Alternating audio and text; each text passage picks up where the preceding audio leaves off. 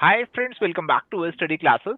तो प्यारे दोस्तों, एक बार फिर से आपका स्वागत है हमारी इंटरव्यू टॉपर सीरीज में। और इस सीरीज में आज हमें सौभाग्य मिल रहा है रविकांत यादव जी के साथ जुड़ने का। और इन्होंने इस बार के यूजीसी नेट जून 2025 एग्जामिनेशन में अपने जेआरएफ के गोल को अचीव किया। स्कोर बहुत ही बेहतरीन है, 234 मार्क्स इनका स्कोर है। बहुत बहुत बधाई Ravikant ji. Thank you sir.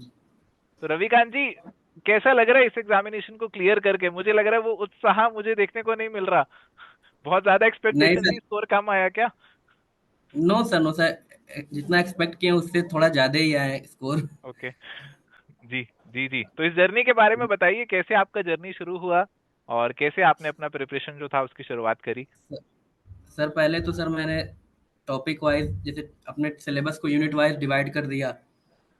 फिर हर यूनिट को मैंने 5 से 10 दिन तक मैंने पूरा सिलेबस के थ्रू गो थ्रू हुआ, फिर अपना सेल्फ नोट्स को क्रिएट किया। हम्म। फिर पीवाईक्यूज मैंने आपके देखे। फिर हम्म। पीवाईक्यूज के बेस पे मैंने क्वेश्चन और जो भी थे डिटेल में मैंने उसको नोट्स बनाया उस पे। फिर मैंने जी उसको सॉल्व किया, उसको रिवीजन बहुत बार किया सर। जी जी। ये आपके पीछे जो इतनी सारी किताबें पढ़ी हैं, ये सारी किताबें आपने पढ़ी क्या इस एग्जामिनेशन के लिए? Yes sir, yes sir. काफी मेहनत आपने करी है, और आप बता रहे थे कि ये आपका फोर्थ अटेम्प्ट है, राइट? जी सर। जी, और इससे पिछले वाले जो अटेम्प्ट थे उसमें आपने कुछ ना कुछ कमियां रह गई या कुछ ना कुछ गलतियां हो सबसे गई? सबसे सबसे बड़ी कमी है सर कि प्रैक्टिस ना करना। ओके। मॉक टेस्ट की प्रैक्टिस ना करना सबसे बड़ी कमी है, और पीवाईक्यू को अच्छे से सीरियस ना लेना। ओके। बस बस नोट्स पे नोट्स पढ़ते जाना सर। तो वो एक भैया बताएं कि नहीं, नोट्स से नहीं होगा, पीवाईक्यू सबसे इम्पोर्टेंट है। जी पीवाईक्यू को केवल ऐसा नहीं कि केवल उसे रट लेना, उससे समझना क्या उससे और कौन कौन से क्वेश्चंस बन सकते हैं। जी। जी सर।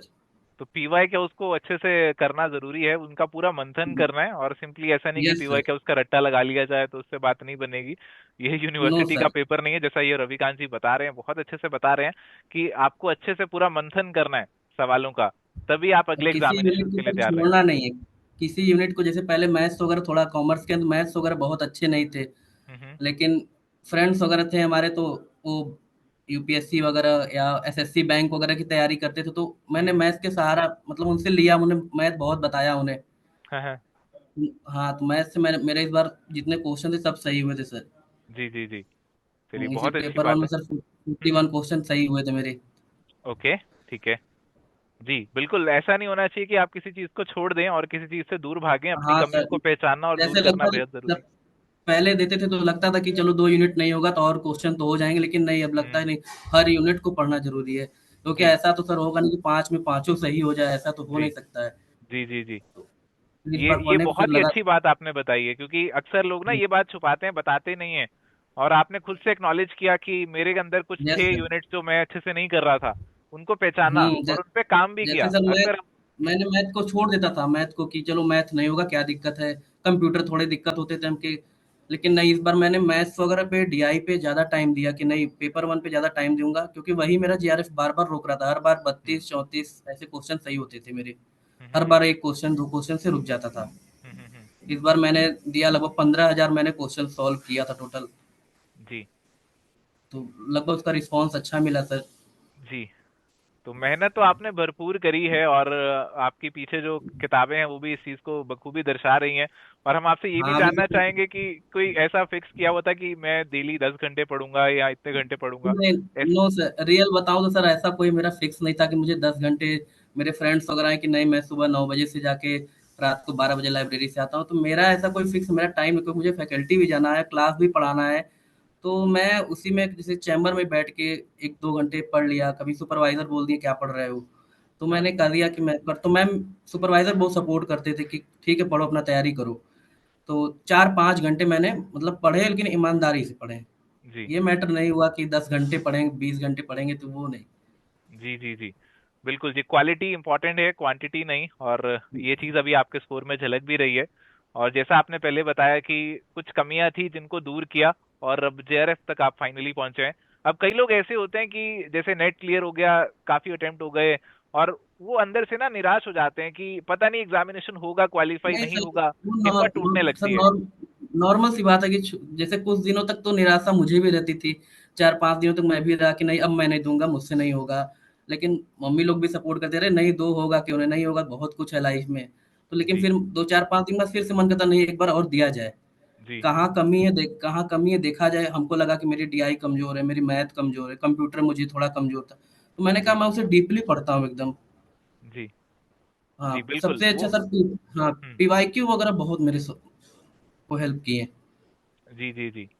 जैसे आप बता रहे हैं कि आप प्रैक्टिस पे आपने काफी इस बार फोकस किया, और ये जो प्रैक्टिस आप करते थे इसमें सवाल जब लगाया करते थे, कई बार ऐसा होता होगा कि सवाल आपका दिमाग ज्यादा घुमा देते होंगे, और आपको अब ऐसा हाँ, लगने लगता होगा कि यार ये सवाल हो भी पाएंगे मेरे से या नहीं हो पाएंगे। उस समय कैसे अपने आप हाँ, को संभालते थे?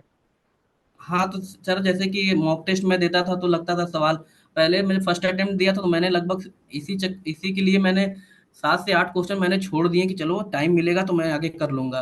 तब तक हम्म। वो टाइम अप हो जाता था और 7 क्वेश्चन मेरे छूट गए, नहीं तो फर्स्ट अटेम्प्ट में ही 4 क्वेश्चन से रह गए थे। जी लेकिन अब मैं ये एग्जाम में प्रैक्टिस करके गया तो मुझे 2.5 घंटे में तो मैं 2 घंटे लगभग 2 घंटे 34 मिनट में मैंने पूरे पेपर करके कर लिए थे। फिर मैंने रिवाइज किया कि किसी को छोड़ना नहीं है, टिक करो, फिर लास्ट में टाइम मिलेगा तो मार्क फॉर रिव्यू भी नहीं करना है।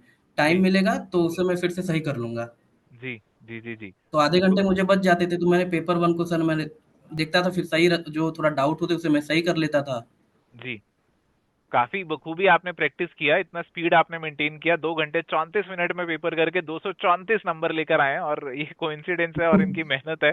और बहुत ही अच्छा लग रहा है आपसे बातचीत करते हुए, क्योंकि स्कोर आपका बहुत ही थैंक बेहतरीन है, यू। क्योंकि जिस एग्जामिनेशन जब कंडक्ट हुआ था, स्कोर जो लोगों ने कैलकुलेट किए, तो ज्यादातर लोग 220s के आसपास ही रह रहे थे, और काफी रेयर था कि 230s या 240s में कोई स्कोर कर रहा था। तो आपने 230s में स्कोर किया, तो बहुत मेहनत तो डेफिनेटली आपने करी है। बहुत सारे फ्यूचर एस्पिरेंट्स होंगे जो भी आपकी तरफ देखेंगे और शायद स्कोर के तरफ पहुंचना चाहेंगे, तो उनके लिए आप क्या मैसेज देना चाहते हैं? सर डेली मॉक टेस्ट दें, मॉक टेस्ट से घबराए ना। कभी कभी मॉक टेस्ट देने पे ये होता है कि नहीं मेरे अच्छे नंबर नहीं आ रहे, मेरे साथ भी ऐसा हुआ। बहुत रिस्पांस खराब, मैं फ्रेंड से बोलता था रिस्पांस बहुत खराब आ रहे हैं, अब मैं क्या करूं, नहीं होगा हमसे। लेकिन नहीं, फिर उन्होंने बोला कि नहीं करो, करते करते इम्प्रूव हो जाओगे। धीरे धीरे करते करते मैंने एनालाइज किया तो धीरे धीरे सर वो मेरा इम्प्रूव हो गया, स्कोर फिर बढ़ने चालू हो गए। जी जी। मॉक टेस्ट से घबराना नहीं है।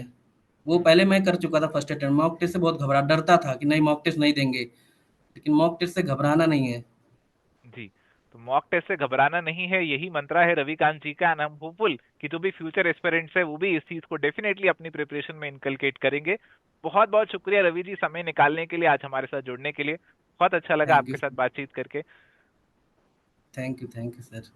चलिए, तो समय आ गया है इस सेशन को कंक्लूड करने का। तो कंक्लूड करते हैं जी इस सेशन को।